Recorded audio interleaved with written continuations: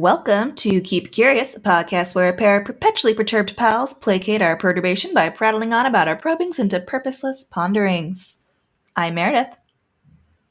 And I'm Kelsey. We're here to bring you semi-humorous and semi-educational deep dives on weird and wild topics, all while speculating with reckless abandon. I love that I can hear little birds in the background at your house, by the way. Oh, you can hear They're them? so cute. It's like dee-dee-dee-dee. Can you hear the bells when they go off? I'm going to say no unless they're not currently going off, in which case I really couldn't tell you. They are not currently. Well, I'll let you know if I do. I mean, they go off every hour. Oh, yay! I've never heard them before. But yay. Then again, I've also never heard birds before. So, anyways. Interesting. So hi, guys. Hello. If you're catching this on YouTube, you've already figured out what's occurring, but we've decided to start recording and posting our videos to YouTube, maybe to Twitch. Haven't really figured out the process yet, but apparently people like to watch us read our notes. So here we are, giving it a shot. I mean, I guess since we're already streaming together, this is really just the next logical step. So why not? Yeah. So if you do want to listen to it, just so you know, it won't be like an edited version. So you're going to get all the gulp, coughing, slurping, hiccuping, sniffing, occasional burping, sniffing. I do a lot. All the weird sounds that we normally take out. Yeah. So. The normal 30-ish hours I spend editing every single episode will not be occurring for you if you're watching this on YouTube. So congratulations. You get to hear exactly how much work I put into editing every damn episode. Which is to say that I haven't done it, and therefore you know that it was pretty rough before. Yes, bless your soul. And all of the uhs are going to be as long as they normally are. I normally cut in between every single, like, if a pause is more than like 2 seconds, I cut it in half or whatever. So there's going to be really long, awkward pauses. It'll be as long as it actually initially was. So if you wanted to hear a hour and a half long episode be actually 2.5 hours, welcome. Here we go. Here we are. Here we are. Live and in person-ish. All natural. Nerve-wracking. Definitely all natural. You see my like anxiety sweats already? It's great. All right. Yeah. So should we do some quick updates and then jump in? Yeah, I don't know if I actually have any updates this week. Oh, I do. This is just like a fun little Swiss update. Ooh. So every Easter they put roses in the fountains around the city. That's so cool. Yeah, they're all these like beautiful multicolored roses. There's like pink and purple and yellow, and they're just exquisite. Gosh. So yeah, they do it like the whole week before Easter, and then they take them out like Easter Monday or something. So we went and did like a little scavenger hunt through the city to find them all. There were 7 this year, and we just went around and found all the pretty rose fountains. So that was just kind of like a fun thing that they do every year. Weird little Zurich tradition. That's so pretty. Oh my god, I want to see it. Wait, did you take pictures? Because like I have so many pictures. Okay, I need to see those. Just saying. That sounds really pretty. Wow, your update's way more interesting than mine. Mine is just all medical crap. But I did get the first vaccine, so I'm really, really excited about that. If you guys were wondering, yes, it is. I heard that the second vaccine is supposed to be the one that knocks you on your ass, and since I'm just not that immuno good. Immuno good. I'm not awesome with the immunities and shit. It knocked me out hard. Oh no. So, I mean, yeah, the sore arm, I got the fever and the chills and la-di-da-di-da. But pretty much the biggest thing was that I was unconscious for solidly 18 hours. So 18 out of 24 hours, unconscious. And I fell asleep like 2-3 hours after I got the shot and just didn't resurface. So I mean, I guess your body needed the recuperation. Or it was just like, you don't need to deal with this. Just check out for a little bit. We got this. You'll be fine. I even like woke up and I was like, no, I'm going to get up. It's been, I think at that point it had been 12 hours. I was like, no. getting up. This is ridiculous. And I like went downstairs. I like started working on the podcast and then passed out for the rest of the day. So Wow. just lost a whole day of my life. But yeah. You're one step closer to maybe being able to come visit me. Exactly. And I think I have to wait like 3 weeks for the next shot, and then I should be good. And, you know, we're all safer. It's nice. Yes. It's nice. Yes. I can start going out into the world again. If you want. Like, maybe. Like, I don't want to that much. But, like, at the very least, I might start, like, going to the grocery store again. So, not that it made too much of a difference, but I've gone to the grocery store maybe 4 times this year because Gabe is working and he just stops by on his way home. And I'm scared of... Is Gabe doing it, or do you just, like, get it delivered? No. Oh, my God. That would be nice. That would be so nice. Then he would not have delivery services in Utah? I refuse to pay for it, so like I'm sure there is expensive. It's like groceries are already expensive. I'm not paying for someone to come, which is unfair. Like if Gabe didn't do it, I would go, but like he knows that I'm scared of the outside. My agoraphobia has become really problematic at this point.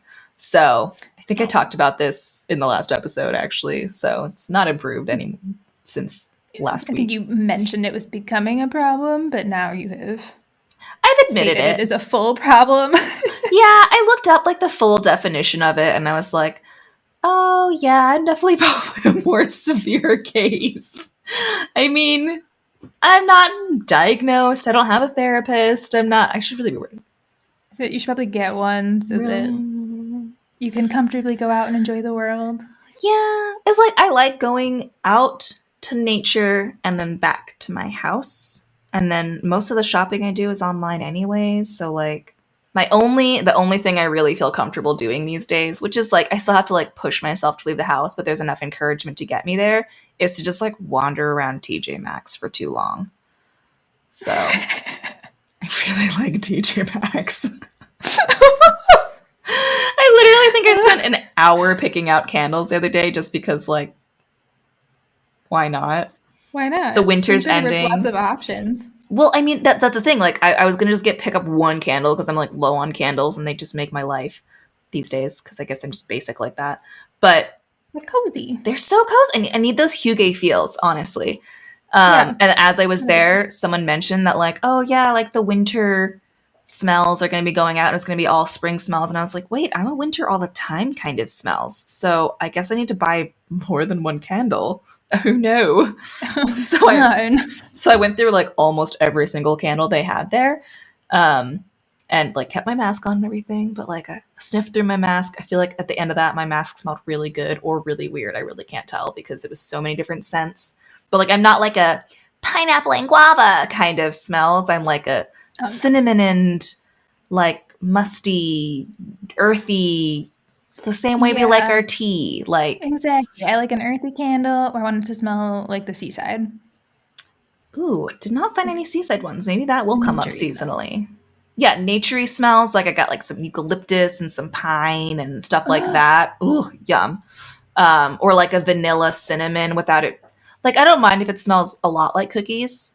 I don't want it to be like too aggressive. But a lot of the ones that say like carrot cake or like oatmeal cookie, like that's not what it would smell like if you were eating it. So like it doesn't smell like a carrot cake. I just like the spiced rum, spiced wine, spiced candles, spices. But it's a seasonal thing. You're a spice girl. You got me. I'm a spice girl. You might have missed me, but you know, I've been singing a long time. Yeah, no. I mean, yes, but like not successfully. Just gotta clarify that.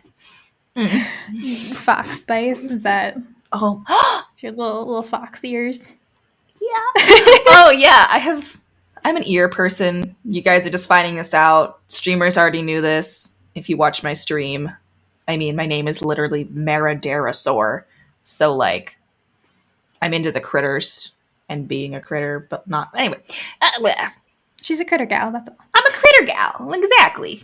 It's little critters that are around her house. There's so many just like cute little figurines of critters. So many. I like them to be like in the dish cabinet. There's just like a little dragon sitting next to your plates, and like over by like your windowsill, there's just like a little little elephant that's just like sipping up off your plants. And like, I'm obviously, you guys can now see that I'm in my green room. This is my lovely alocasia.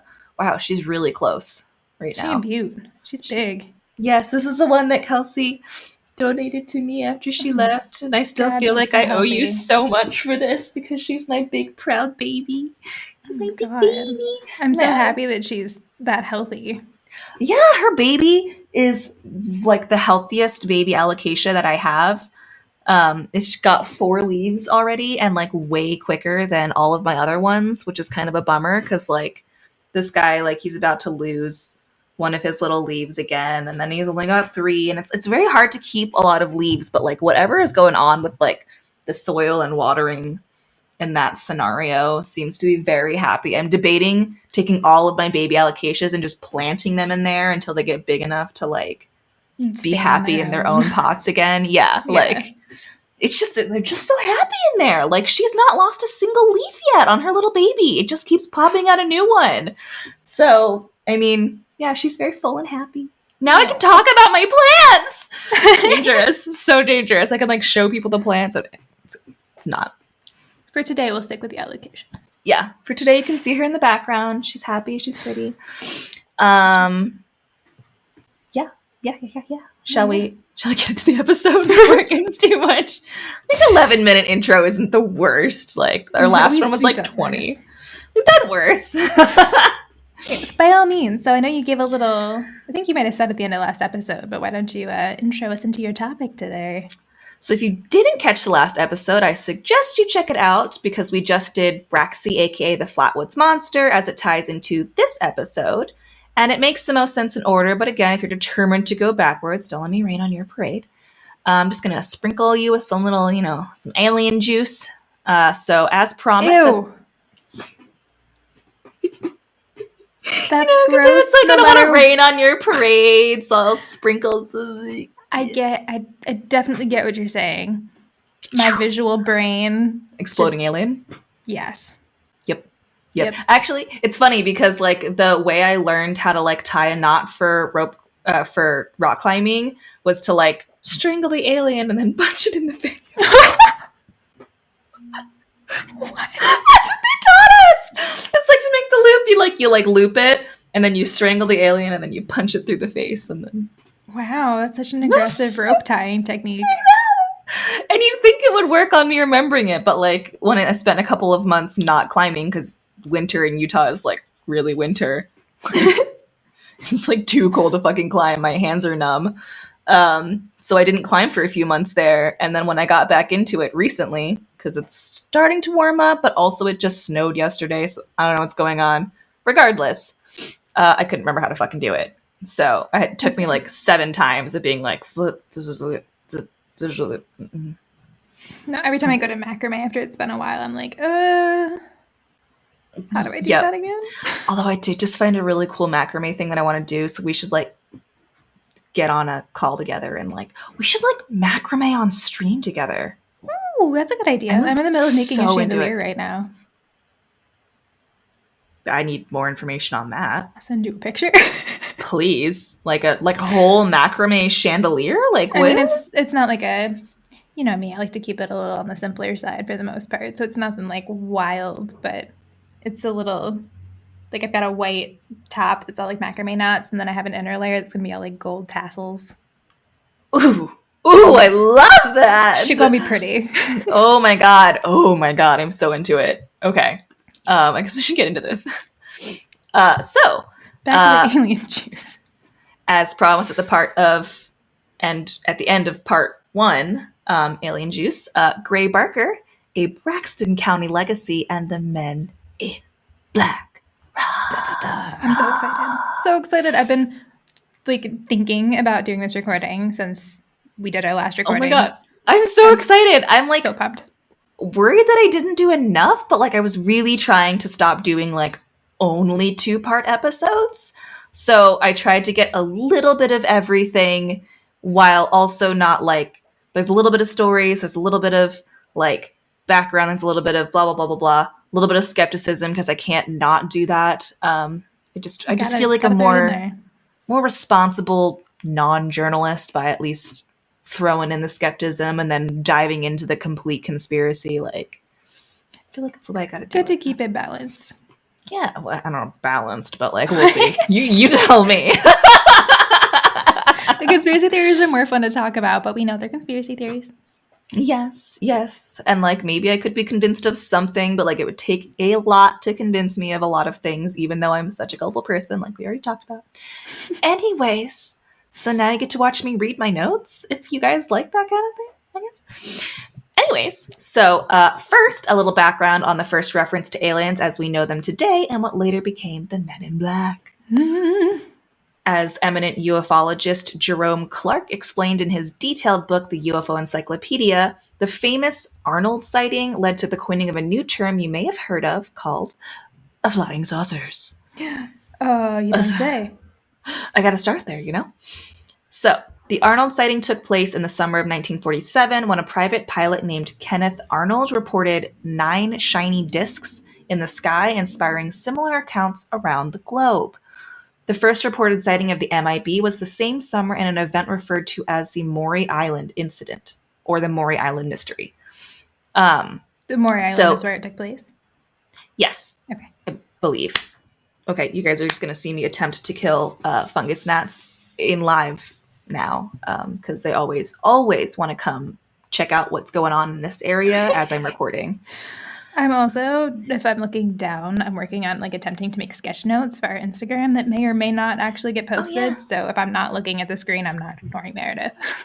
Thank you. Also, I really look forward to seeing those, and I do hope we post them because I love them, especially when I have trouble finding cool art for really weird topics. Although I do have some good ones for this, I think, as long as people, agree to have themselves credited and for us to use their imagery, because we want everyone to be happy and permissions granted and all things considered. All that good stuff. And whatnot. So Harold Dahl and his son were on a fishing boat when they reported seeing 6 donut-shaped UFOs flying over the lake when the crafts dropped molten waste into the lake, apparently killing Dahl's dog and injuring his son. Oh, no. I know. I'm sorry. Maybe I should have had a warning about that. But, sorry. A dog died, apparently. So Dahl inevitably told his friends and workmates about the incident, and the following day, he says he was visited by the first man in a dark suit who promised to harm him if he disclosed his sighting of the unidentified flying objects. I'm sorry, did you say harp him?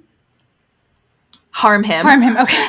They're just coming to harp on him. You know what I mean? Just like, hey man, you know what? You know those UFOs That's you like saw? It's just maybe not gentle threat, but okay. I mean, they didn't exactly say how aggressive the threat was for this one anyways. And I didn't do a lot of research into it. Again, this is trying to be pretty broad about a very large topic that I'm trying not to do in 2 to 3 parts. So yes, I didn't look into like what they said, but for the most part, a lot of these incidents, they just say like very vague threats were always implied. And like most people, like they might think more into it than is necessarily out loud said, but okay. Maybe that's just like the way they roll, you know? They don't actually have a plan for how they're going to harm you. They're just like, hey, don't shoot. We promise if you want your wife to keep that pretty face. Yeah. Oh my God. Yep. They did say that at one point. I don't even think I wrote it in there, that they were like, if you want your wife to keep her face pretty or some shit, have you seen the movie better 7? Stop looking at 7, like with the backwards 7 in it or something. I think so. It's like Brad Pitt and Morgan Freeman. I like vaguely recall it. Like they're looking into like a serial killer that I can't remember. The Zodiac Killer, right? It's not the Zodiac Killer, but it just you said reminded me of that movie, and I really, really like that movie. What part of that movie? Well, I don't want to. Are you gonna watch it potentially? Because I'm not gonna like ruin it. I have watched it. I just don't remember it. Oh, okay. Violence warning. The serial killer cuts off the wife's head. Oh! Snap. Oh! Snip. It would be just like a little snip. You know, no big deal. Snip. Yeah. Whoopsies, decapitation. My bad. Oh my God. Sorry. Yeah. Unrelated. Totally unrelated. Yeah, really wondering what that connection was. You said the wife keeping her pretty face, and I thought that was like the most recent. And you're like, just remove the whole head. Yeah, she All right. definitely lost her face. She lost the whole thing. God. Although, honestly, losing your head, less worse than just losing your face, in my That'd be opinion. pretty brutal. Like, at least you're dead when that occurs. I mean, like, you probably die from losing your face, but, like, But it'd be there's something so much more disturbing about removing somebody's face. Because, like... It's like an Ed Gein situation. I don't want to talk about it. Yeah, like, whose faces are we wearing today? I don't know. Anyways... So, the Maury Island mystery was later investigated by the Air Force and was widely regarded as a hoax. At one point, even Dahl himself said he'd made it all up, but later claimed he only said it because he was being threatened. So, what happened to the dog? If it was a hoax, I don't know. You know, like, there was theoretically still the event where the dog and his son were injured. Well, the dog died and his son was injured. So, like, something happened on that lake that day, unless the dog just ran away and no one ever found his body. I don't know. So hoax or not, accounts of men in black or men in dark suits who have some connection to UFOs has taken hold in the public mind and is still popular today. So let's get into Gray Barker's background, the man who made the MIB famous. Yes. So Gray Barker grew up in Braxton County and was an avid reader with an interest in real-life accounts of alien and other paranormal encounters, as well as a sci-fi lover. After the now legendary Braxy reportedly crashed in the Braxton County area in West Virginia in 1952, Barker was the one who first wrote about the Flatwoods Monster sighting. If you don't know what I'm talking about, again, check out the last episode. I'm not going to go over it again. Somewhat simultaneously, in 1952 as well, Albert K. Bender created the International Flying Saucer Bureau. Adorable. I love the name so much. Like, it's just him and his bureau. Like, it sounds so much more official. It's just like a dude in a company. It sounds so legit. It's like a sole proprietor LLC or some shit. I don't know. It's like the bureau. Anyways. So a year later, Barker submitted an article about this cryptid/alien/monster of the Flatwoods, aka Braxy, to Fate magazine, and his article, titled "The Monster and the Saucer," was published in the magazine January of 1953. My sister also pointed out when I mentioned this to her that she didn't know what a cryptid was. Oh, really? And I was going to look up what that literal meaning was, and I didn't, so now you guys get to watch me do it on stream or whatever. Related pseudoscientists, an animal whose existence is unsubstantiated, pretty much. So there were plenty of cryptids that are now identified animals. I think the tapir was actually one as well, and we've already talked a lot about tapirs and how cute they are. Adorable. And so was the, like, giraffe and the zebra, and, like... Oh, really? All of those were, like... Those were all cryptids at one point?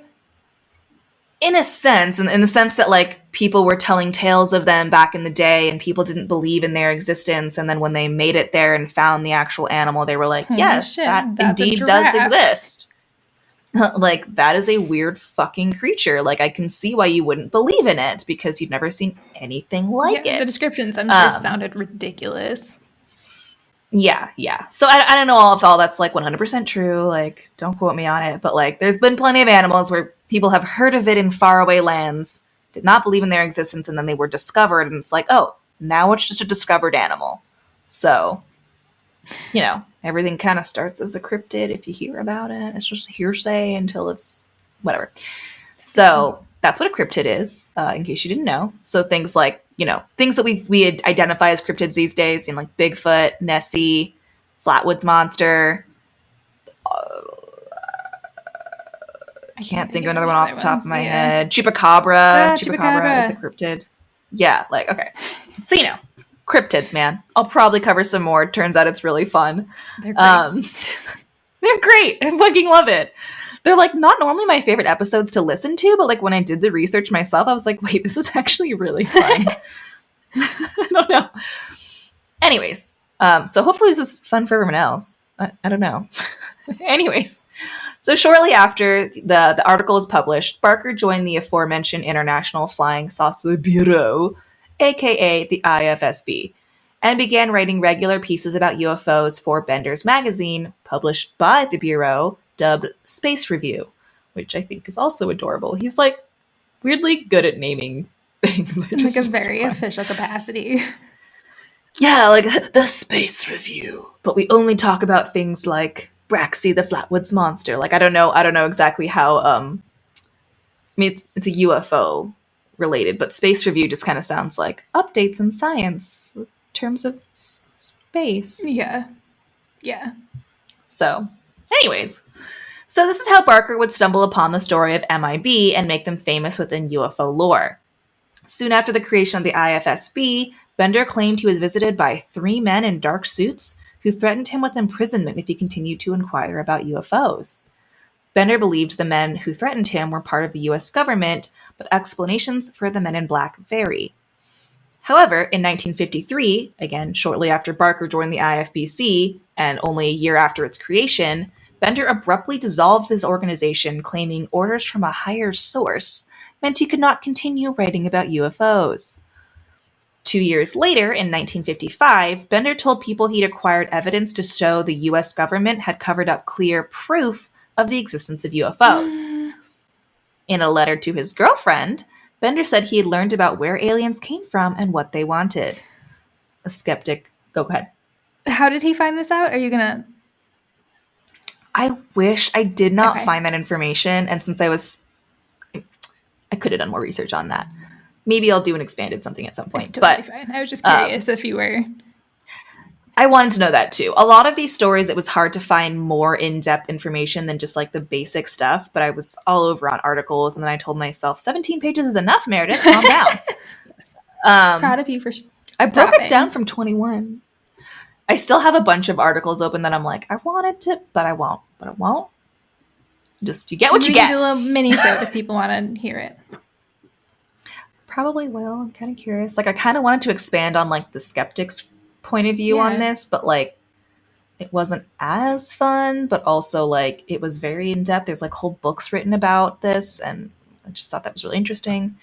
The skeptic might point out that Bender was also a horror and sci-fi fan, apparently having adorned his apartments with rubber bats, spiders, rats, and some shrunken heads.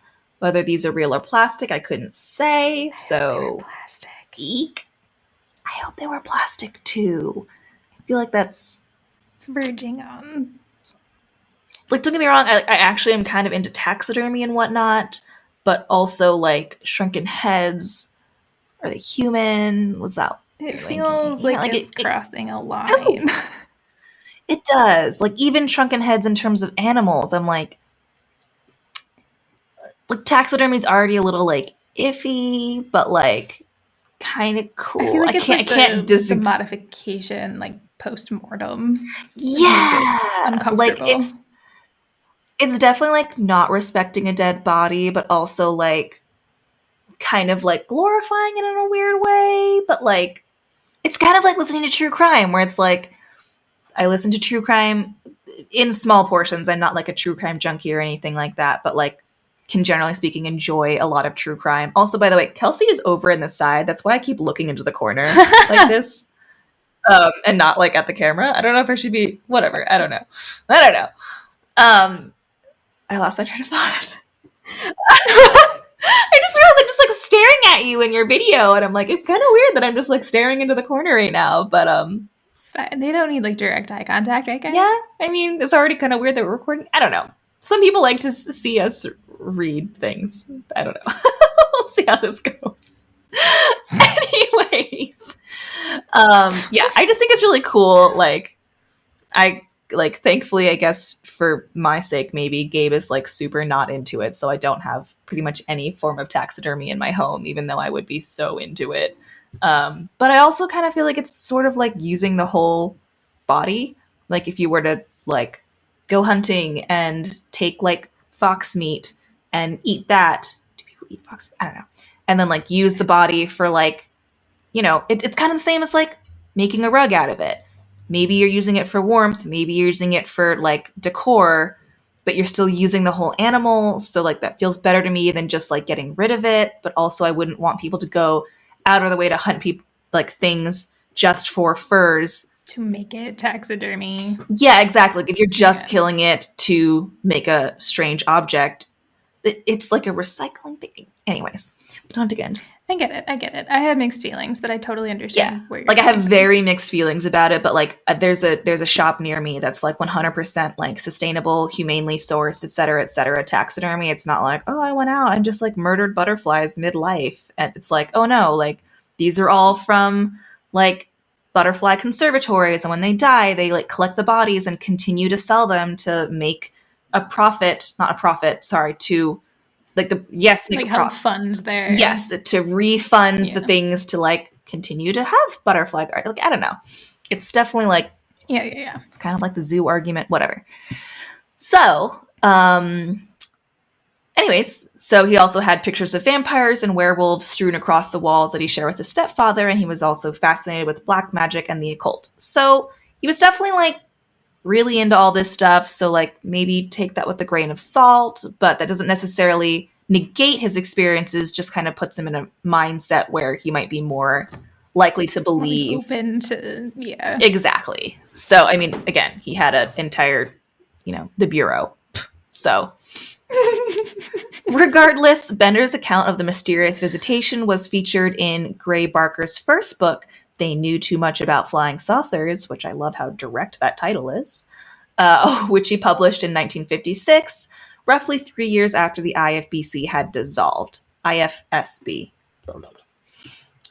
So, Barker's book was the first to describe the Men in Black, a group of mysterious figures who, according to UFO conspiracy theorists, intimidate individuals into keeping silent about UFOs. I'm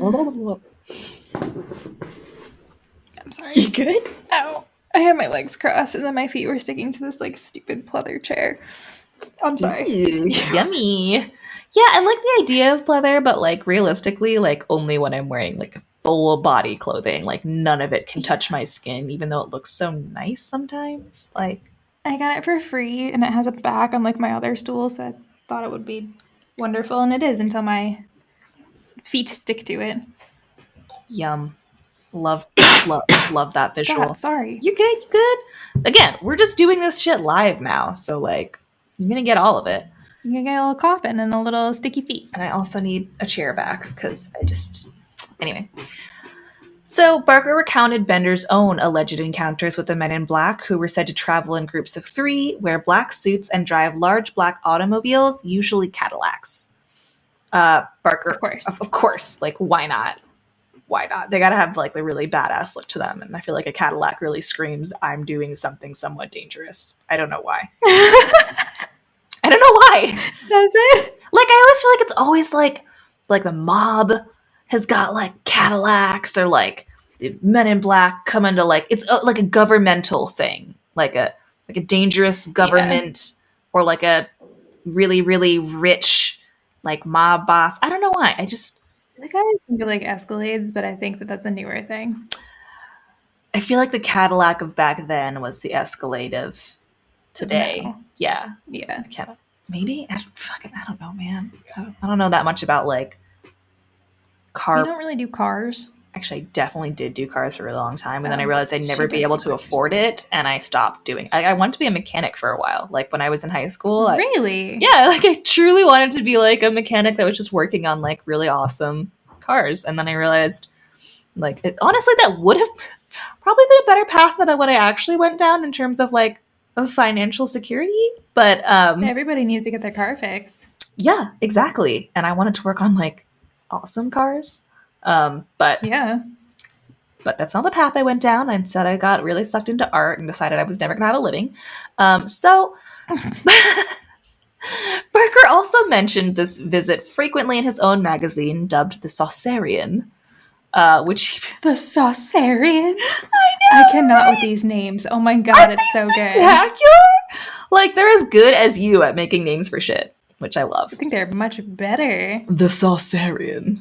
Like, does that make you like the Men of Saucers? Like, it sounds like it's a type of, the thing that comes in the saucers. Not like an extra. I mean, yes, extraterrestrial, but like you can be a Saucerian. Like the being, yeah, the being inside the saucer is the Saucerian, which I liked so much more than alien. Alien's got too many, implications in the word versus like extraterrestrial or Saucerians. I'm going to start using Saucerian. I If no one don't knows what I'm fucking love talking it. about, I'm just going to start like introducing the term. Yeah, and then be like, oh, by the way, if you want to hear more about the Saucerian, then check out our podcast. Check out our Um, podcast at. which I guess I forgot to mention. We both forgot. Well, we'll do it at the end. Whatever. We forgot to mention that you can now. Oh, just do it now. I threw it in the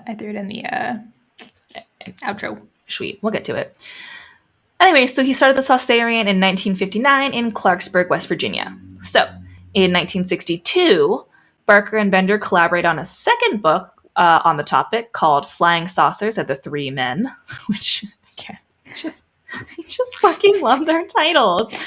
Like, they're just so good. And I kind of feel like back in the day when, like, don't get me wrong, like, there were a lot of books written, but in terms of, like, subject material, like, I don't feel like this had been covered yet. So you really could have that, like, direct of a title, like, tells you exactly what's going to be in the damn book. Yeah, you have to worry that you're, like, stepping on someone else's title. Yeah, like, oh, well, somebody already did this book back in the 1930s. Like, no one's fucking talked about this before. This is a brand new thing. Call whatever you want.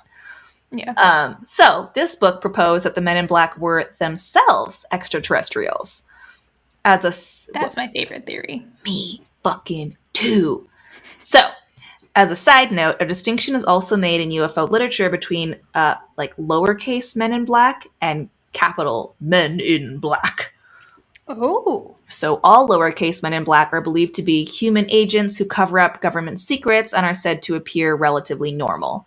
The capital Men in Black, often abbreviated as MIBs, were described by ufologist John A. Keel as demonic supernaturals who behave in distinctly non-human ways. Keel, by the way, was the author of the book turned film, The Mothman Prophecies, which is a topic I very much want to cover. So, I haven't heard of that. Mothman? I mean, I heard of Mothman. I didn't know there was like a movie. Oh, and yeah, the book about it. Yeah, so I knew of Mothman. I don't know that I specifically knew of the Mothman prophecies. I'm not sure what they're prophesizing. Prophesying. Prophesying.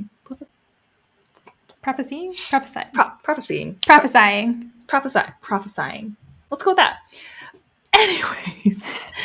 But also take this with a grain of salt because according to this article, Keel's accounts of the MIBs, which date back to the mid-1960s, had some rather xenophobic overtones. Yeah. Keel basically describes the MIBs as having dark skin and exotic facial features. Oh, fuck you. I know. In the first Men in Black movie, they actually cleverly inverted this aspect of MIB folklore by depicting extraterrestrials as immigrants to Earth. So, I guess they just took that and were like, fuck you. Which, to be fair, like, Bender and Barker had already said that they were likely extraterrestrials. So, it kind of all works out, you know what I mean? In any case, Bender and Barker's book was less overtly xenophobic and does seem to fall more in line with what would later become the MIB movies. So, years later, in 1963, Bender actually published his own version of the story in which he elaborated on it by suggesting that grisly monster UFO space travelers from planet Kashyyyk abducted him to the South Pole. I really want to... South Pole? Why? Where is Kashyyyk? How did he get back? I have so many questions. That was something I intended to look up. And then I was like, you know what? Maybe that's its own story, which is like abduction cases. Because this is more specifically about Men in Black. And I really want that information. But we're just going to move on.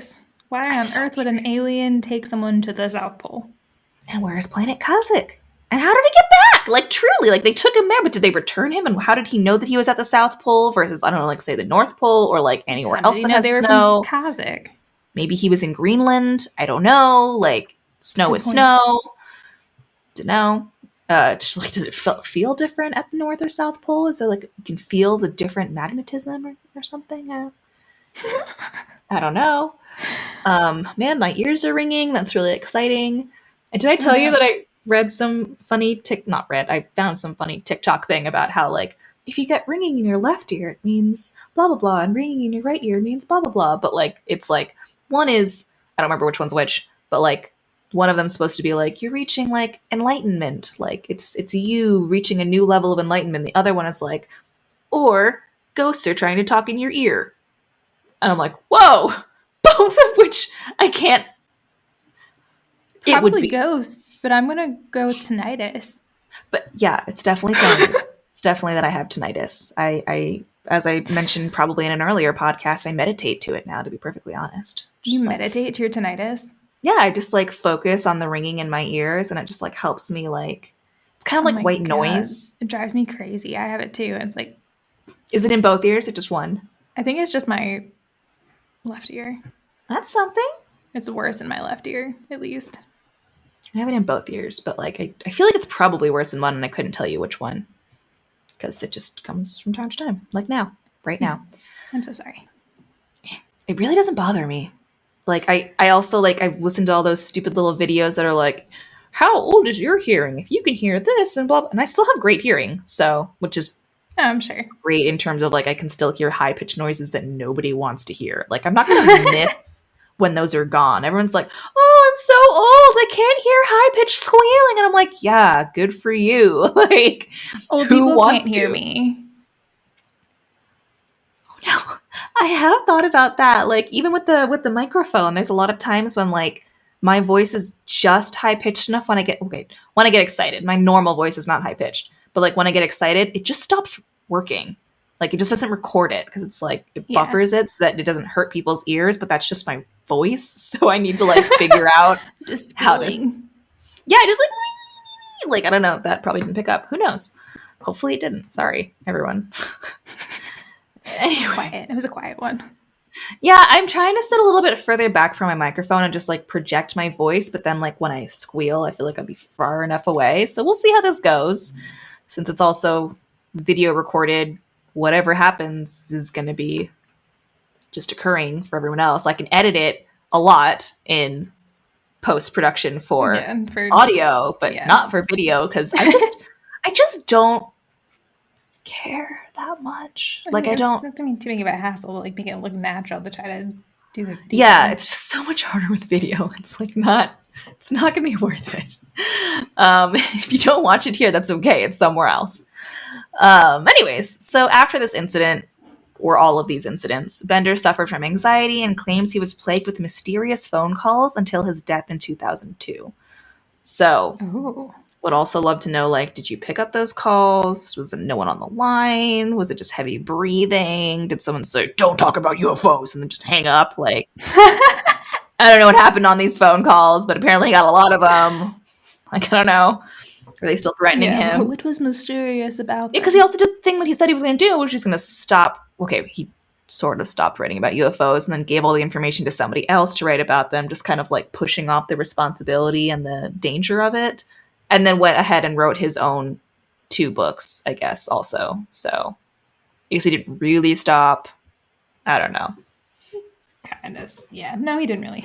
Yeah. He, like, thought about it for a while. Reconsidered. It's like, nah. Gotta let the word be known. Gotta get the word out.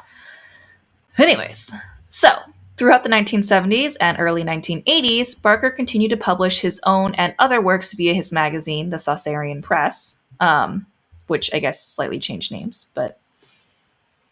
Love it even more now. Isn't it fucking great? It's so good.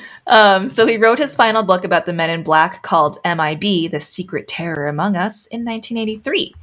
And in this book, Barker provides readers with additional and updated stories about the Men in Black. So that's still quite a few years ago. It was actually kind of hard to find many stories about MIB past like the 2000s. But you'll see why soon-ish, sort of, kind of theorize. So although he was not the first person to see the Men in Black, and as far as I know, he never did personally see the Men in Black, he is responsible for popularizing the idea of this shadowy institution and propelled the MIB into the public consciousness. So, by the way, the Flatwoods Monster Museum that I mentioned in the last episode has the first 2 editions of They Knew Too Much About Flying Saucers on display. So if you want to check those out, again, head to Braxton County, West Virginia, and you will find them. So many reasons to go to Braxton County now. Yeah, seriously, I really want to go to their like Braxy festival. This is so fucking fun.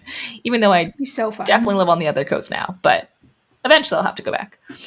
I'll take my mom and sister. We'll just go to Braxy. They'll be like, "Yay, what's a cryptid?" I'll be like, "Let's go to Don't worry festival. about it. Just come with me." So fucking great. Like, this will be how we reunite after a full fucking year and a half of not seeing each other thanks to COVID. The Braxy Festival. So unfortunately, Gray Barker died on December 6th in 1984, but his death was noted by publications throughout the UFO community, so he will be missed, but remember. Afterwards, however, there's this whole section of skepticism and, take everything with a grain of salt. So recent evidence was found that suggests that Barker was actually skeptical of most UFO claims and mainly wrote about the paranormal for financial gain. No, he was a fraud. Yeah. Barker understood that by making the unbelievable believable, he could sell his publications. Over the course of his life. No. I know! Like, it's still awesome, but it's like, there's a lot of information. Like, again, I'm going to touch on it here, but like, there's a whole lot more of information about the skeptical side of Barker and a lot of people that are pretty well renowned in the UFO community. So apparently Barker often frustrated many UFOologists with his well-crafted stories and cleverly derived hoaxes, along with James Moseley. Moseley, by the way, is best known as the publisher of the UFO newsletters Saucer News and its successor, Saucer Shmear, which means Saucer Shmear? Saucer Shmear. It's a little bit of cream cheese to just shit all over your UFO ideology. Just gonna say, it sounds like schmear for your bagel. It sounds like, oh, God, I want a bagel. Girl, wow. Me too. Bagel's so bad. I'm so hungry all of a sudden. But like a good bagel with like lox and cream cheese and chives on top. Capers. Ooh. God, Gabe doesn't like capers, so I haven't had them in the house in the longest time. But that used to be like my favorite way to like prepare fish was like lemon and capers, like broiled in the oven. But he's like doesn't dig the pickled flower blossoms or whatever.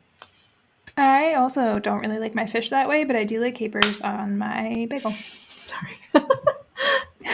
Damn fucking fungus gnats. They never bother me when I'm in here, just like hanging out on the floor with the cat or something. But always when I start recording, they're just like in my fucking space. That was unpleasant. I'm so sorry, everyone. That sat on the microphone and I was like, this is a good time to... No. Anyways, I'm really trying to get the fungus gnat population under control in here. I mean, it's under control, but like it's not non-existent, although I doubt it ever will be. It's kind of just like a consistent forever issue when you have plants, probably. Anyways. Oh, yeah, we also have them all over because I lost track of how many plants. Like, we probably have 100 plants. Yeah, they're not... You have so many plants. I love it, too. Just so pretty. Yeah, I think I have 74 plants. And I had to stop because I wanted to get the fungus gnat population under control before I continued turning my entire house into a fucking jungle. But, like, you can see in the back, like, there's space on the walls and stuff. Like, there's still room. Like a lot of room left for plants. And since I'll probably be here another year, although, honest to God, don't know how the alocasia is fitting back out the door. Truly. You'll have to, like, lower it out the window. Oh my God. Onto, like, the... actually, that wouldn't be that bad. The windows open all the way. Actually, I don't know. They're probably smaller than the door at that point. Is it bigger than the door, though? But, like, then I wouldn't have to go down the stairs and then, like, just because I'm on the third floor, so, like, twirling down the stairs versus just, like, going straight out the window onto the little balcony and then from the balcony down to the ground. Not the worst. Although if I drop it, I'd be pissed. I don't think she would. I was going to say that would be devastating if you did drop it. Yeah. I'll probably just have to, like, wrap, whatever. I won't be here forever, but I think we'll be here another year. So, where was I? Oh, right. The Saucer Shmear, which became the longest continuously published UFO journal in the world. So he's also very well known in the community.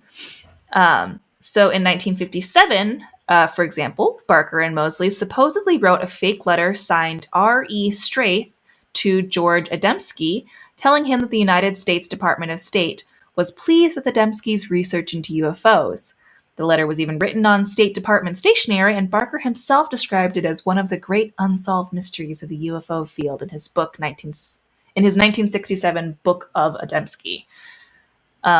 So, if you don't know who Adamski is, because I didn't either, he was a Polish-American author who became widely known in ufology circles and to some degree in popular culture after he claimed to have photographed spaceships from other planets, met with friendly Nordic alien space brothers.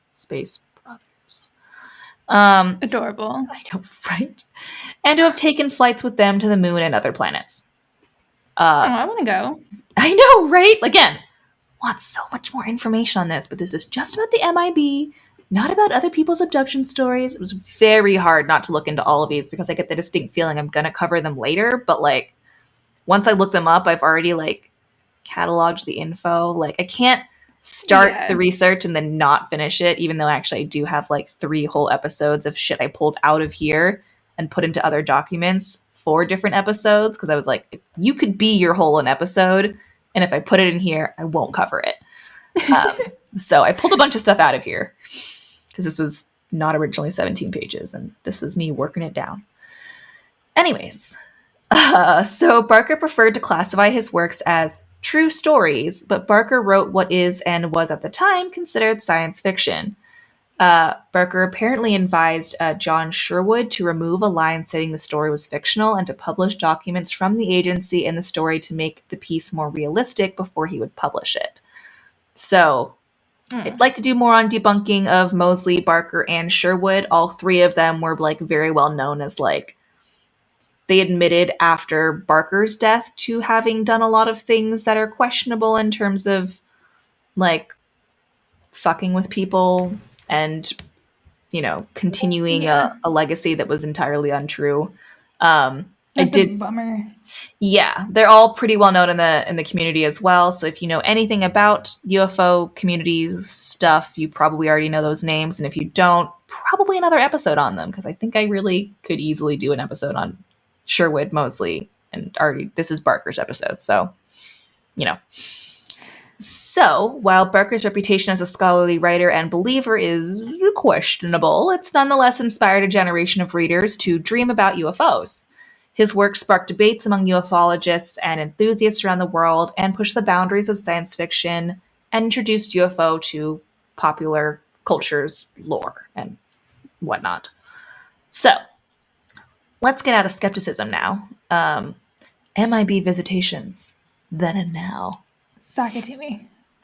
So most of us have seen at least one of the incredible Men in Black movies starring Will Smith and Tommy Lee Jones, and or the spin-off Men in Black International, which also I thought was pretty good. They're always so goofy. It's very like Ghostbusters goofy. Have you not seen the movies?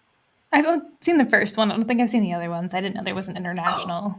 I think there are 3 Men in Black movies, and then the spin-off, which is Men in Black International, which was also pretty good. Like, again, they're like not exactly parodies, but they're goofy and they're fucking great. Yeah. I love the movies. I kind of want to watch all of them again now, and also love Will Smith. So there goes my cap. Oh, well. Oops. Wow, I'm like drinking so much less because I don't want to have to like. You guys don't want the ASMR of me drinking, but like my throat is getting dry. So hydrate, Meredith. We'll hydrate and caffeinate because it's not that late or not that early. I mean, but like I did kind of just like get up and then do this. So it's like you guys don't know we were talking for plenty of time before this. It is like noon here, but I'm still sleepy. So leave me alone. That's fine. So. So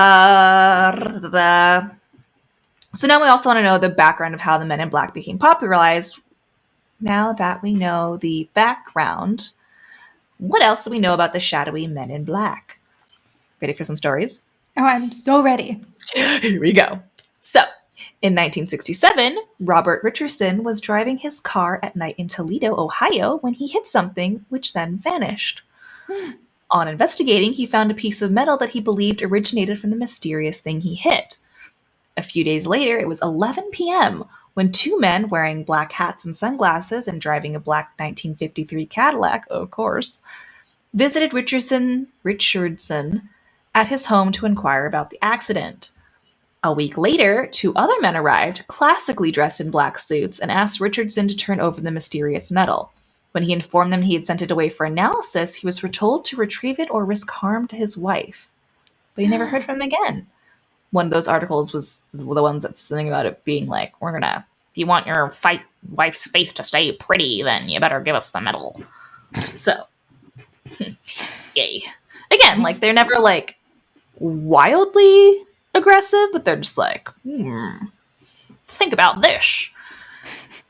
So, I highly recommend that you just reconsider your ridiculous analysis. It's nothing. It's nothing. Just give it to us. You don't even need it, right? Yes.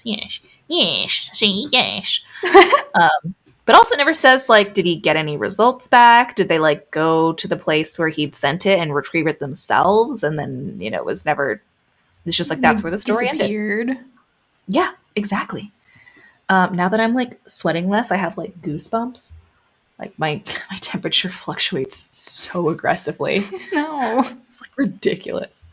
Anyways, at least the hot flash is over. I'm not in menopause, but you'd wonder. Anyways, so in 1976, a creepier MIB story emerges. Respected family physician Dr. Herbert Hopkins from Old Orchard Beach, Maine, was home alone at 8 p.m. on the night of September 11th, 1976. He was studying a UFO incident when the phone rang.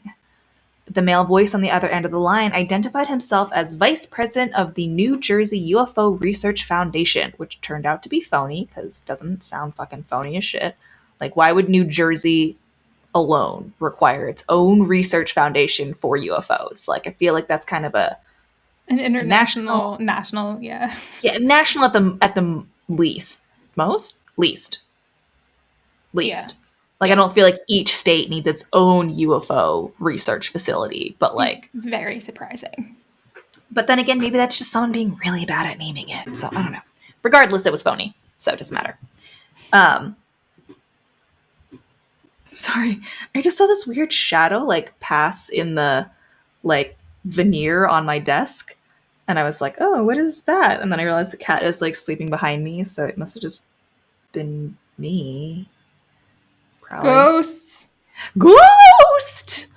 We haven't done that many ghost episodes yet. I was trying not to just, like, heavily make this a paranormal podcast, but, like, dang it, I really want to cover so many ghosty things. I know. I try not to because there's so many other podcasts that do it. So many that do it, but also, like, I love listening to those, and I've never done the research myself, and I really want to, because judging by the last 2 episodes I've done, it's really fucking fun to do paranormal shit. Anyways. I think it's okay to sprinkle them in here and there. Just like a little here and there. A little bit of science, a little bit of conspiracy theories. Just like weird and wild. Like wacky. Anyway. What we do. That's what we do. So anyways, he gets this call from this guy who's asking to come see Hopkins regarding a case that Dr. Hopkins had written about. He wanted to... So a lot of these are quotes, like, specifically from Hopkins. So, quote, he wanted to know if he could come here and talk to me about the UFO case. He also asked if I was alone, and I said yes. Hopkins told this to a reporter in 1978 for a story broadcast on NBC Radio, which is a lot of where this comes from. Okay. So when Hopkins walked from the phone to the door and turned on the light, the man was already coming up the steps. He was even... God dang it. It's like when they just go back and forth in front of my vision, I can't even ignore them. Like, it's just, get out of my face. I had one that was, like, hovering near my nostril yesterday. I have actually inhaled a few of them. Yeah, it was very annoying. And that's the main reason why I've inhaled enough of them that I'm like, you need to get out of my face right now. At the very least, I want to scare you away. I don't know if you have ears. Unfortunately, our listeners do, and they probably have to hear me. They will be hearing me clapping on screen, which is just the worst noise, I imagine. But I don't want to inhale a bug, guys. I'm just really, like, then I'll be choking on stream. I kind of feel like that's worse. And then there's no, like, how do you pause a video stream? Like, I have to entertain, and I'm not good at that. You're absolutely good at that. We have a podcast together. If I had, I Yeah, could but have if done you were this by like myself. choking in the corner and I had to just like take over and be like, so Ignore that choking. Everyone's good and fine. I wouldn't be good at doing it. I'd be like, oh my god, are you okay? Let's just stop everything. I don't. Anyways, so la la la la. He called, and when Hopkins walked from the phone to the door and turned on the light, the man was already coming up the steps. So, according to him, even if he was as close as across the street or next door telephoning, he could not possibly have gotten here as soon as I did to turn on the light for him. And also, this was the days before mobile phones, so you had to be in a house or at least at a phone box to make a phone call in those days. So it's not like he was just outside on a cell phone like, hey, do you mind if I just walk up your steps right now? Like, that's so weird that you didn't have to like use a phone box. I know. But also, like, when you're calling somebody that late at night and you're expecting to come over right now, like, as far as I can tell, he was just like, hey, I'd love to talk to you about this. And he's like, yeah, that sounds good. And he's like, okay, now's good for you. Let me just come to your house and intrude upon your personal space. Yeah, aggressive. No, thank you. No, thank you. Yeah. So, Hopkins' dog began barking at the visitor as soon as he entered, and Hopkins himself was struck by the stranger's appearance. To be fair, a dog barking at a stranger, really not that weird, but also could have been just like, you know, he was giving off some creepy vibes. You never know. Probably, because he sounded kind of scary. So Hopkins again says, quote, he wore a neatly tailored black suit, black shoes, black socks, and a white shirt with a black tie. And he also wore a black derby. You don't see derbies very often, and I thought to myself, this guy looks like an Undertaker. The fuck is when a he derby? sat down, it's a hat. Okay. It's like a... I'm assuming it looks like the hat that they wore in Men in Black. Yeah. Yeah, it's like... Or like, what's his name? What's his name? Well, okay, it also kind of looks like a bowler hat. Like, it's Okay. like rounded with like a big... round fedora. Yeah, like a round fedora. Fedora. My German teacher yelled at me today because I keep forgetting that V's are pronounced like F's. Oh, dang! That was weirdly relevant. Weirdly. This is like so specific. So I would have done fine in that class today, it sounds like. You would have gotten all the gold stars for the day. Oh my god, gold stars. I still appreciate that. I always like gold stars. Doesn't. Or like cat stickers. I prefer a cat sticker, but like whatever, I'll take a gold star. Fritz is moving further into the sunlight as the light cascades through the window. There she is. Cute. So, he might actually at some point. Hey! No, he wasn't. He was moving over to eat my plant. Fuck off. Little Love asshole. you. Love you. Quit fighting. I love you. Anyways, so when he sat down here, moved his derby, and he was as bald as an egg. He didn't even have eyebrows or eyelashes. It looked like... Yup. It looked like he had smooth plastic skin like a doll, except that it was dead white color. So, not winning any awards. No offense, but that's really unnerving. How do you not have eyelashes? I mean, unless he's a cancer patient, like, you should probably have those unless you've... Like, why would you remove those? But, like, you never really had them is the point. Like, Get so much shit in your eye. I don't like that visual. His lips were a brilliant ruby red, and he spoke in an expressionless, monotone, scanning speech. He constructed no phrases and sentences, just a sequence of evenly spaced words.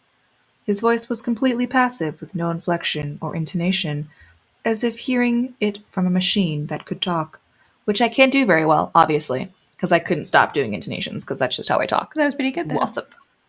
Thank you, I tried.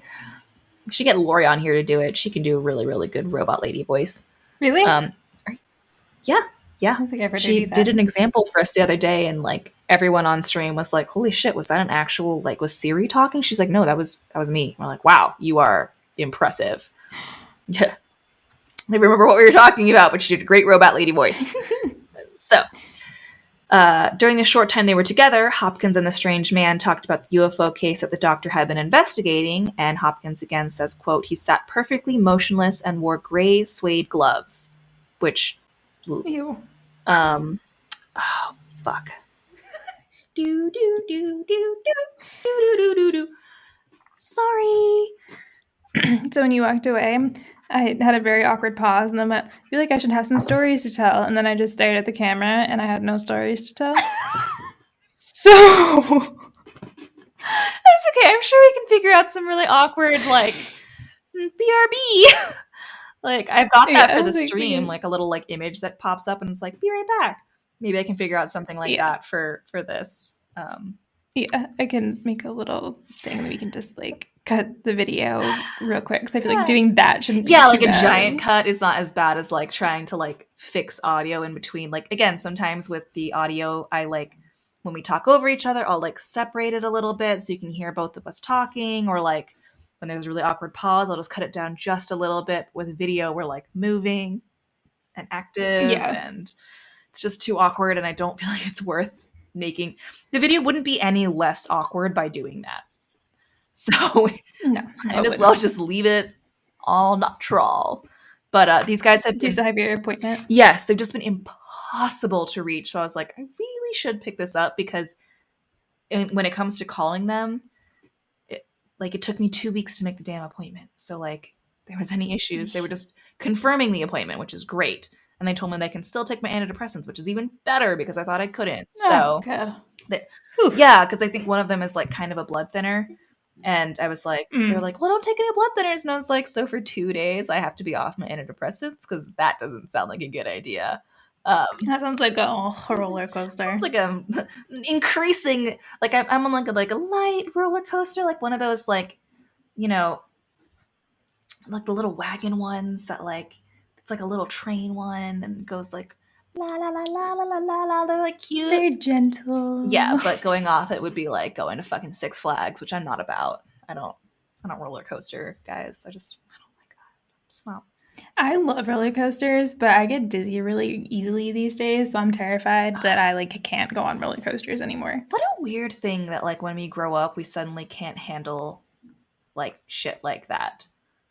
Like, right? Ross put me in a circle the other day, and I was like, I'm gonna vomit. You gotta yes. Like, what is it? What, like, our brain gets more confused by that all of a sudden? Like, what is the difference? Like, I'm not. I don't know. I should look that up. Like, why do as you age, you get more nauseous by things that like? There's a reason that like most adults can't do a lot of like nauseating things without getting nauseous. It's like, oh, I used to go on this roller coaster all the time, but then I grew up and now it makes me too sick. Like, why? What changed? Yeah, like I don't. I wish it was nothing because I love that kind of stuff. I really feel for you because I always hated them and I don't miss it. Like, it's not a thing I ever wanted to do, and therefore I still have zero desire. But yeah. Anyways, so again, he was wearing gray suede gloves, which just classy, but also like everything else is black, and like he has a white shirt, but everything else, like even his socks are black, and he's like gray suede gloves. Like, why didn't you just do like black leather gloves? I feel like that would have gone better with the outfit, but whatever. Who am I to judge? Like, I don't outfit. Like, but truly, if you're gonna go all black, like even a black caddy, like it's harder to find gray suede like gloves than it would be to just find a classic black leather pair of gloves, especially back in that day. I feel like, yeah, like it doesn't seem like it should be that difficult. Well, but this is relevant because Hopkins saw the MIB touch his mouth, and when the MIB pulled his fingers away from his lips, they were stained red. So, according to Hopkins, he idly brushed his lips with the back of a glove. And when he put his hand down, the back of his glove was bright red, and the red on his mouth was smeared, so he knew he was wearing lipstick. And then he could also see, which, not that weird, like, men can wear lipstick, probably a lot weirder back in the 70s, but whatever. The weirder part was that once he'd removed some of that lipstick, he could see that his mouth was a perfect straight slit. Apparently he did not have what we call lips, so the lipstick was put on as a decoy, and his mouth was more like a ventriloquist's dummy, which is terrifying. Like, Hate it so much. Yep. Like, how do you? You gotta like tuck the lips in. I can't. Tuck the lips in. Cute. First video. Anyways, his ears were also tiny. Here we go. So this classic MIB story gets even stranger. The odd visitor told Hopkins to take a coin out of his pocket and hold it in the palm of his hand. The MIB seemed to have an esoteric knowledge, already aware that Hopkins had 2 coins in his pocket.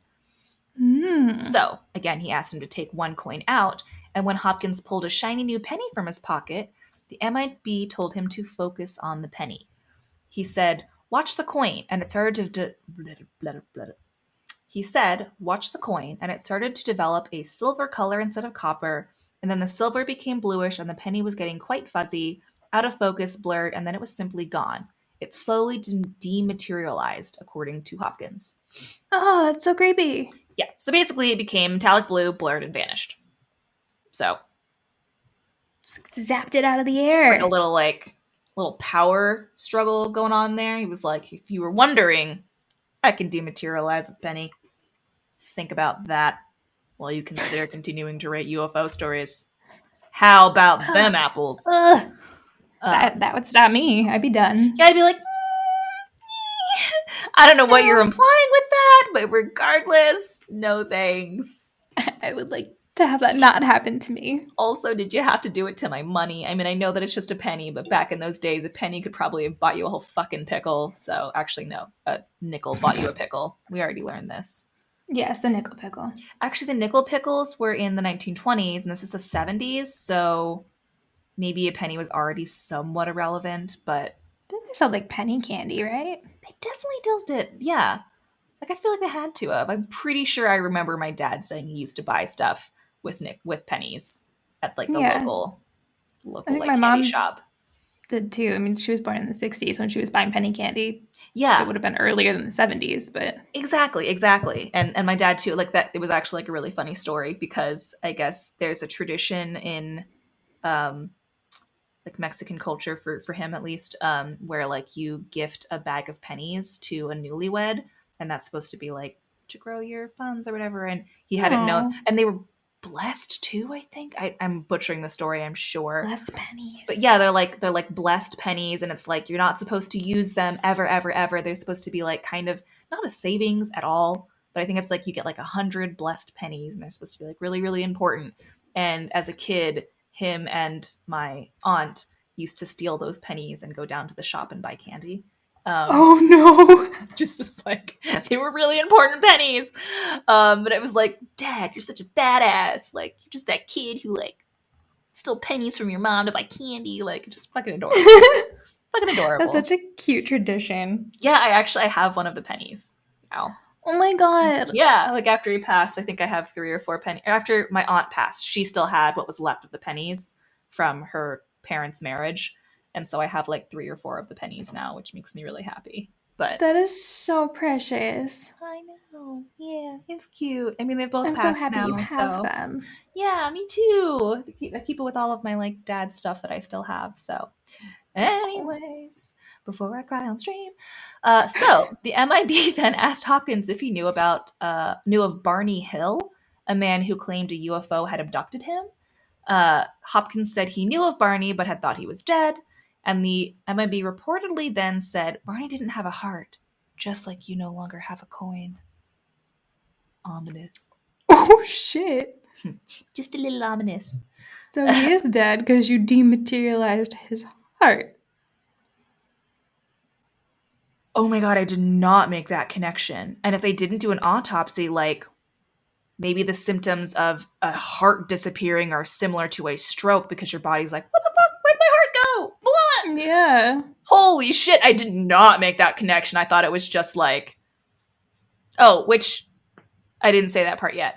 Barney actually died of a stroke, but regardless, the MIB is implying that something terrible would happen to Hopkins if he didn't do what he was told. But what I was already saying was that maybe the removal of a dematerialized heart would have stroke-like symptoms, because who would think to check for that?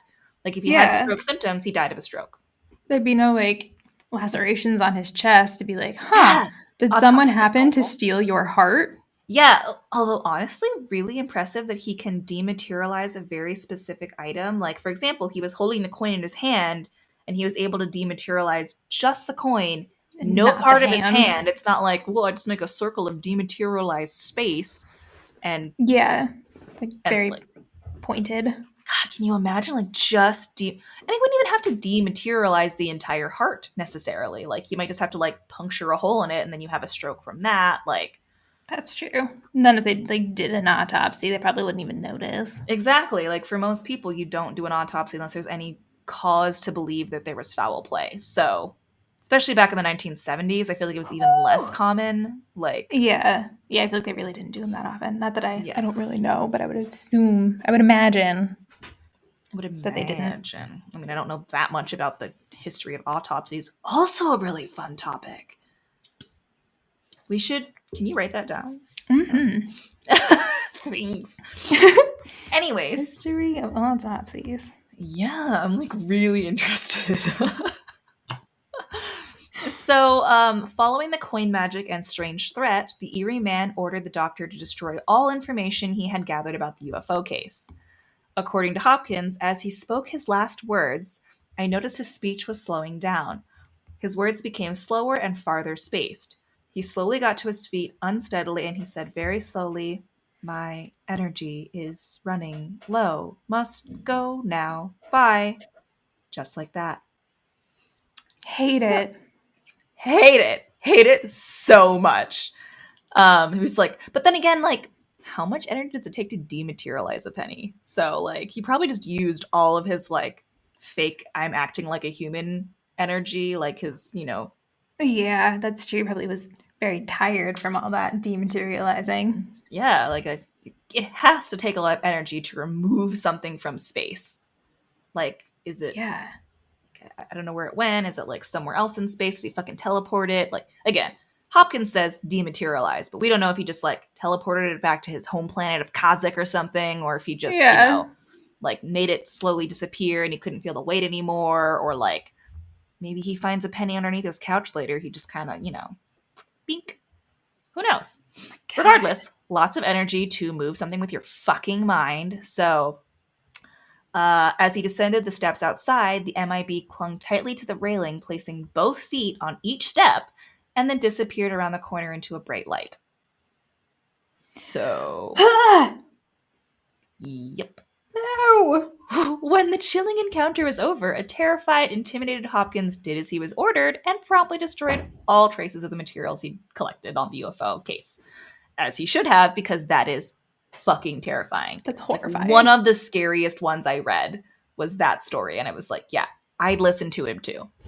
Yeah, And it's no, not like no this was his thanks. whole life. Like he was a doctor. He had other shit going on. He was just like on the side, kind of interested in like he had plenty going on in his life. He didn't need the UFOs to. Yeah, it's like a hobby UFO-ographer. Yeah. What was the word? Aquifer? Ographer? Like an Oh, autobiographer, ufologist? UFOographer, ufologist. He's like working in an aquifer. He's like a doctor for water or something. It's like no big deal. Totally fine. Totally normal. It's like totally fine. So the next one is the 1996 case of Reynaldo Ray Muniz.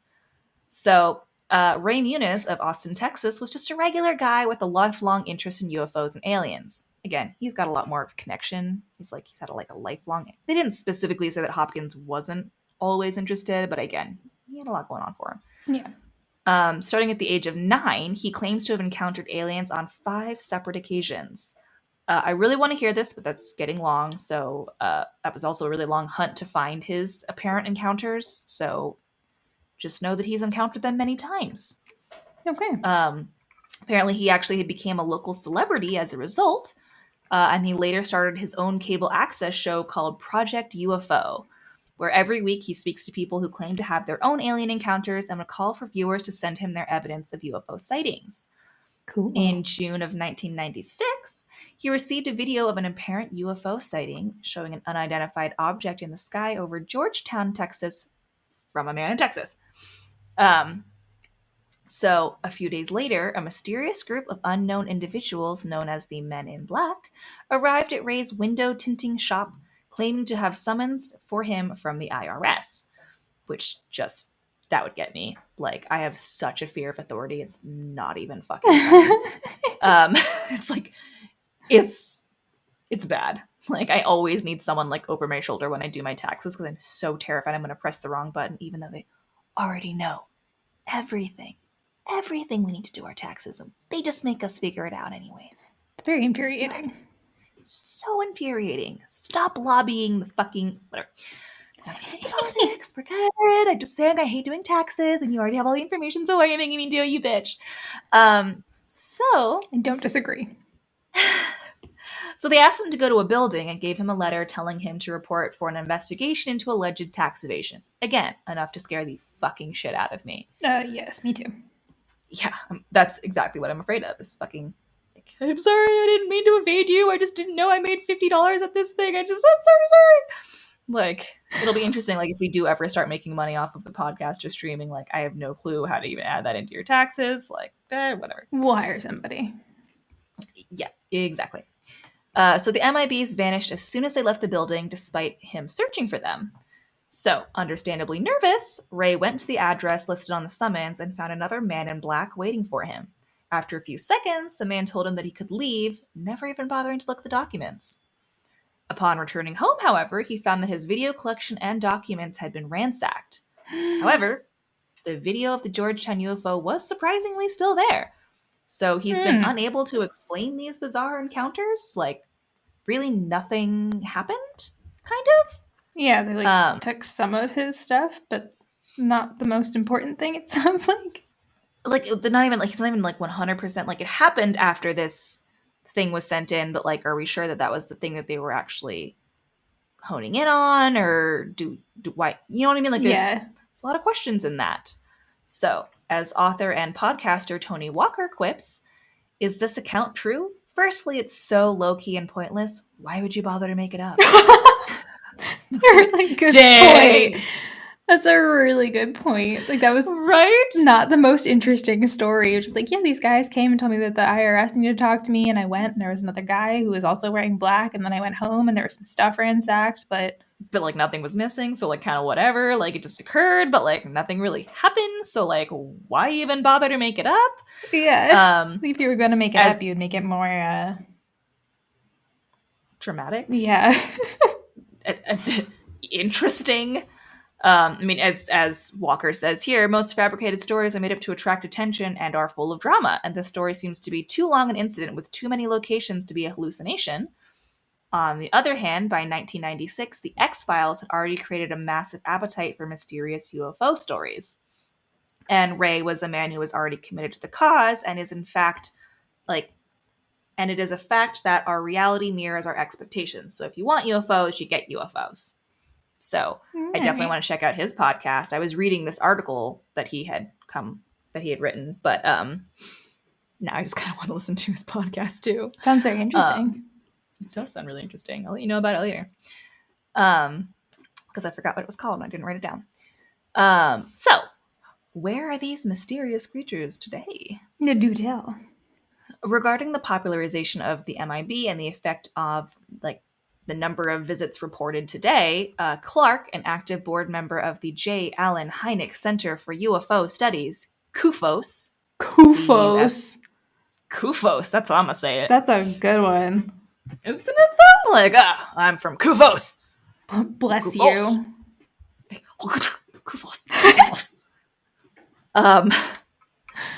So he says that accounts have tapered significantly in the 15 years since the original MIB film was released, but he does not believe the films are responsible. Clark didn't offer a specific reason for the decline, but he did suggest that few ufologists pay attention to such matters anymore, particularly since Keel passed away in 2009. And Keel, again, was the guy who did the Mothman prophecies and, like, was also apparently xenophobic, so I'm not sure why we're listening to him about MIBs, even though Gray Barker seems to be the person that really... Although, to be fair, Gray Barker probably didn't believe, whereas Keel might have. But also, there's a huge dispute on that as well, as I was finding out through this research. So stop lying, everyone. Stop lying, but also thanks for the really interesting story, but dang it. Like, if you made it up, just say so. Just say it and I'll take it in a very... It is fun though. But like also they all waited until after Barker died to like come forward and be like, hey, so like, you know how I said this before and you know how like we all have been believing this, so like here's some like actual proof that I was lying and that he was probably definitely, I'm pretty sure, lying. And like but like you had fun, right? You're not mad though, right? You ain't mad, right? Ooh. Like it's so fucking spectacular. British ufologist Nick Redfern, on the other hand, disputes the notion that sightings have declined. In his book, The Real Men in Black, he tells of several reported visits in recent years. After digging closely into the history of the reported MIB encounters, Redfern thinks he has a good handle on what might be going on. He spoke to the HuffPost circa, like, 2012, and he says, what we have, I'm pretty sure, is a sort of covert department of office or personnel with the official infrastructure. There are people who dress in black deliberately and go around and threaten people in certain circumstances relative to UFOs. And they look like what you see in the Men in Black movies. They look like agents of the government, like actors Will Smith and Tommy Lee Jones. And they issue veiled warnings not to talk about the UFO encounters. You would think they would have switched their look up at this point. You also would think he wouldn't directly reference the movies and be like, they're just like that. Like it's Will like Smith. Yeah, they look just like Will Smith and Tommy Lee Jones. The aliens took those images and they were like, no one will notice if we come showing up at their house looking just like people from a movie. Like, people won't freak out when they meet actors in person. They're the archetypal sinister person who turns up on the doorstep specifically in relation to a UFO encounter, which he said in his Real Men in Black book in 2011. The book was published in 2011. So people who have visited the MIB tend to fall into two categories. One is the UFO witnesses, and the other category is researchers who've been visited. So, whether or not the sightings have continued or will continue, Clark also cautions against dismissing such stories as the ramblings of crazy people, or to think of them as literal events, like bumping into somebody at the grocery store. Rather, okay. Clark said the direct observation and event must be separated. Accounts of the Men in Black represent experiences that, in his words, don't seem to have occurred in the world of consensus reality, which just seems like a really weird way of saying they didn't happen, but they could have happened, but they didn't really. You know what I mean? Yeah, it kind of feels like he's calling people crazy, but like trying not to call them crazy. Exactly. It's like, we don't all agree that like the reality that you're seeing is the reality that everyone else is seeing, but like he could also be talking more like, I don't know, metaphysical, sort of like, oh, well, reality shifted for a moment and these beings were able to be within your reality, but no one else saw them. Like, in which case, that's a very interesting argument. Lying. It would be where it's like, okay, like you, I don't know, shifted fucking multi-dimensional time zones or some shit, and you happen to see something that doesn't match with our current reality, and then you were like zapped back, and suddenly people from that reality are coming to be like, hey, so you shouldn't have seen that. I'm just gonna take all of that and just kind of let's just not talk about this again. We good? So yeah, that is Men in Black. That's all I got on that for now. Thank you. That was lovely. That was wonderful. I'm so glad. I tried not to get, too in depth into anything, but again, I can't not have stories, but also the stories are the fun part. There were so many stories, and a lot of them I found a lot of ones that I felt comfortable disproving entirely. Like a lot of these stories were I didn't have enough information to prove or disprove it. Whereas a couple of stories I was like, oh, that's a really good story. And then there was one that was the Templeton case, which was, some guy who'd taken a photo of his daughter, and then behind them they saw what looked like an astronaut looking guy. Oh shit. But then they showed the photo side by side with another photo from that same day of his wife. And I was like, yeah, that's just an over brightened version of her in the back. No. It looked like her to me. So I was like, oh, it's interesting, but like it became a really big thing that's like, well, the photo's not doctored. And it's like, well, yeah, because it was just his wife in the background and it was a really old camera. So like it was an oversaturated, or not saturated, Overexposed, overexposed. yeah. And then it's like, I don't know. Yeah, because That's like it the really, focus was on the daughter. I don't know. When it gets into like the camera stuff, it's almost like not fun anymore because there's so many ways to like alter an image. It's like, yeah. Well, that was the thing that was so interesting about it at first because it was taken so long ago. It was in like, I don't know, the 50s or 60s or something like that, and it was like the actual like Kodak or whatever was like, oh no, like it's absolutely an unaltered photo. Like we can guarantee that. Like he hadn't seen the thing in the background. He was just taking a picture of his daughter, and then when I guess I'm telling you the story. It's called the Templeton case, I think, or the Templeton photo or something like that. But yeah, he was like out with his daughter and his wife, like on a little nice adventure. They just bought their daughter a new dress and he wanted to like take a picture of it. So he took a picture of her in like the foreground, and in the background you see this like thing that has like its arm out, and like maybe it looks like it's from behind, and it looks like really white, and like the head looks like it's kind of got like a space The kind of like elongated football way. No, more like actual astronaut-y, like spaceman Oh, kind okay, of okay, thing. okay. Like, like a helmet, like a darkened helmet area, and looked very space-like. But then, like, literally in that same article I was reading, I was like, oh man, I'm totally gonna put this case in here, la la la. And then like there was another picture from like later in that same series of photos, and it's just like his like wife lying on the ground, and like she is so fucking white, like super, and she's wearing like a like really light blue dress, which like could easily have been overexposed to look white. And like she's like standing there with her hand on her hip, but like also I guess that could have been an astronaut just being like, I just landed right here, right behind this girl in a cute little dress. Like, well, I'm at the park too. Like, what? Yeah. So according to him, and according to like a lot of the science, like cameras back then, like you couldn't see as much in the actual like view lens. So like it's not surprising that he might not have seen that his wife was in the background of the photo, because the focus was on the foreground on his daughter, and she was overexposed and probably not visible in the viewfinder. Yeah. So he took the photo, didn't know anyone was standing there, didn't know at all about it, and that's why it like blew up, was because it looked like an astronaut guy. He hadn't seen the person behind his daughter when he was taking the photo. Kodak was like, hey, there's this weird thing in your photo, and it's absolutely not altered. We just like, developed it and found it. Developed it. Thank you. Yeah, we developed it. We saw it. He got it back and he's like, what the hell is that? Like, all right. And then it like went viral for, the 70s or whatever era this happened. I don't remember because I didn't actually write the story down. I'm telling it from memory. Apparently. So yeah, I just thought that was really cool, but also like, yeah, I can see how that's like, just misinterpreted imagery. Yeah. It's like you see what you want to see. Trick of the eye. A lot of people were wanting to see aliens at the time, so like, it's a fucking astronaut. Like, okay. Yeah.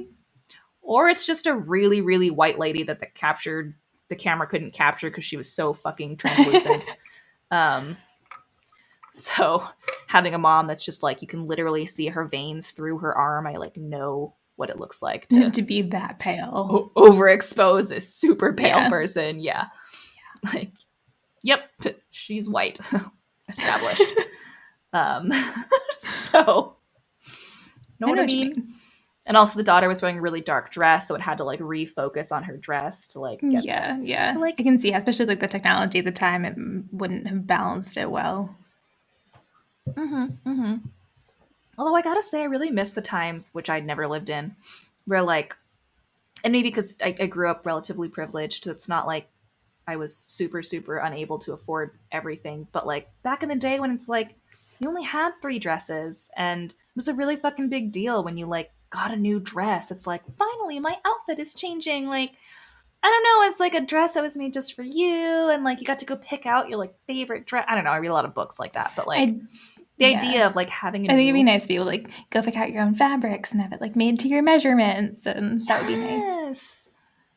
It'd be so cool. Like, even just being like, oh, well, I needed a, Sunday best dress for, special occasions. And you get to go pick out your, like, I don't know, just things like, and they would back then when they would like come in the cute little boxes with the like tissue paper, and it was like a big fucking deal when you got a new dress.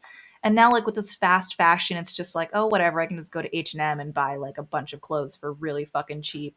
Although apparently they're sustainable now. I just saw a commercial on that. Highly doubt like, it. I was like, fast fashion is hardly sustainable, but like they're like, it's 65% like sustainable clothing, and I'm like, it's better than nothing, but also like fast fashion is kind of like, isn't that an oxymoron at a certain point? I don't know. Highly skeptical, and a lot of those companies also like steal designs from small like brands, and it makes me so mad. But like, I also don't know where else to shop.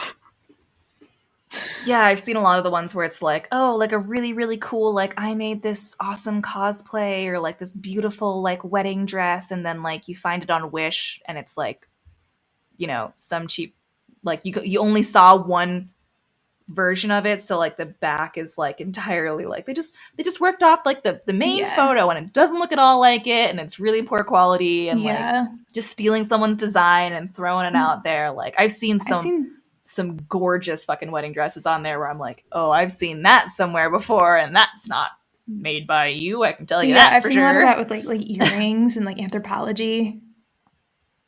Oh, interesting. I hadn't seen that. But I also wouldn't be surprised, especially when it comes to like jewelry. Yeah, a lot of like jewelry and smaller handmade items like that. I've noticed they get ripped off a lot, and it's very sad. A lot. I mean, China glass. Anyway, could get into the politics of this forever. Like how like a lot of the glass made in China, they can do it like a lot cheaper and then just ship it over here. But like artists here are like, well, this took me this many hours and this many years of schooling and like this much material. Like you just can't sell it for under, let's say, $40, but you can get the exact same thing from China for like $5. And it's like, okay, that just makes it impossible to sell like handmade glass to the community when like also most people don't give a flying fuck if it's got complete like just like shittily made. Like they're not gonna notice like, oh well, like all of the weight is over on the right side and like the whole thing's unbalanced, and like it doesn't have to be made well for someone to be like, oh my god, I love it. I've seen so much crappy fucking glass, so much, and it's like you could actually support a real artist who spent years perfecting like a perfect whatever. Doesn't matter. Support your local artists when you can. Absolutely. Even if it's not financially, like even just like telling your friends about artists that you love and, bringing out like let's just say not purchasing absolute crap. So maybe like save up for something actually like beautiful and made by a local artist instead of buying 17 different ugly glass objects that you found at TJ Maxx. Like, hey. Yeah. I'd rather have like one. With that kind of stuff, I'd rather have like one nice one. I do have issues. Like, we won't get into it. It's fine. We won't get in. I guess it's like far after we've already finished the episode. I guess we can do the outro.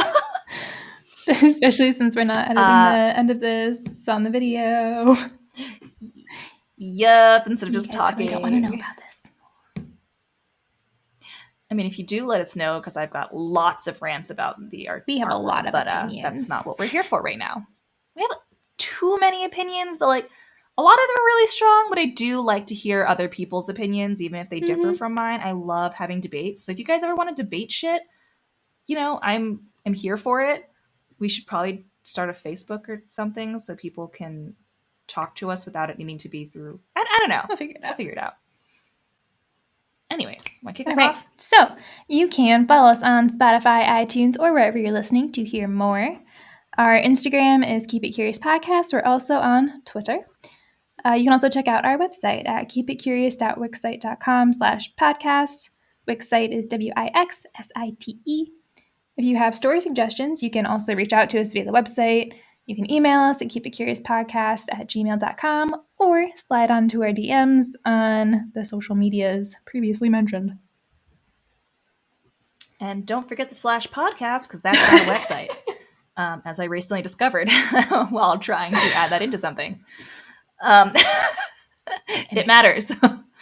And if you like what you hear, leave us a review. It helps us out a lot.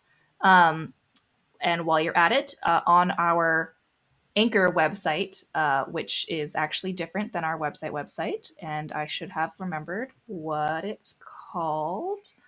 Shit. Anchor. I think it's just anchor.fm/keep it curious. Yeah. Anchor.fm/keep it curious. So if you head there, if you want to check out that version of our website as well, you can also support us there. If you have even a couple of cents to donate, that's okay. It helps us pay for all of the stuff that we are now doing a lot of buying microphones and cameras, and I could really use some like lighting or something like that, but whatever. So if you feel like supporting the podcast, it would actually help us feel like we're doing something for people. And that is how you can do that. We will be putting that in different locations as yet to be determined because we haven't done it yet. So for now, that's where you can find it. By the time this comes out, I'll put it on our website too. There we go. It'll be on our website. You can donate if you care to. Everything helps. And honestly, just, letting people know about us, whether it's through word of mouth or through great reviews, anything helps. So if you like what you're listening to, keep us in mind. Okay, y'all, keep it curious, and we will catch you in 2 weeks. Peace, as they once said many moons ago. Deuces. I think I remember my brother saying that when he was 16. Goodbye.